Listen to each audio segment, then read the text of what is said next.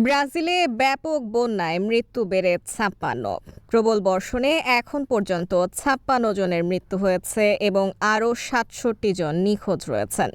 কয়েকদিনের বন্যায় তলিয়ে গেছে ব্রাজিলের দক্ষিণাঞ্চলীয় রাজ্য রিও গ্র্যান্ডে দো সুল।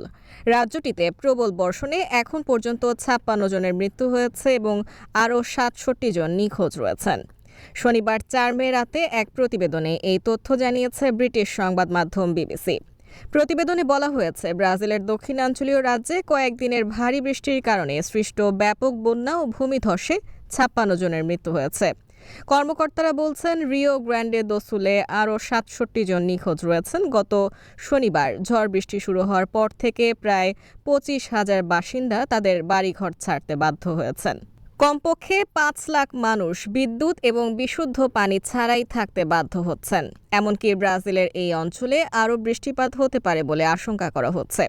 মূলত গড় তাপমাত্রা, উচ্চ আর্দ্রতা এবং শক্তিশালী বাতাসের বিরল সংমিশ্রণের কারণে ল্যাটিন আমেরিকার এই দেশটির এই অঞ্চলে চরম আবহাওয়ার সৃষ্টি হয়েছে।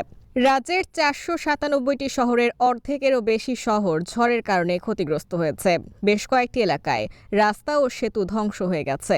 ঝড়ের কারণে বেন্টো গনজালভেস শহরের কাছে ভূমিধস এবং একটি জলবিদ্যুৎ বাঁধ ভেঙে যায়, যাতে ৩০ জন নিহত হয়। এছাড়া পানির স্তর বৃদ্ধির কারণে এলাকার একটি দ্বিতীয় বাঁধও ভেঙে পড়ার ঝুঁকিতে রয়েছে বলে কর্তৃপক্ষ জানিয়েছে। আঞ্চলিক রাজধানী পোর্তো আলেগ্রেতে গুয়াইবা নদীর পানি তীর উপচে পড়েছে এবং রাস্তায় বন্যার সৃষ্টি করেছে। এতে করে আশপাশের কিছু এলাকাও তলিয়ে গেছে। পোর্তো আলেগ্রের আন্তর্জাতিক বিমানবন্দরে অনির্দিষ্টকালের জন্য সমস্ত ফ্লাইট স্থগিত করা হয়েছে।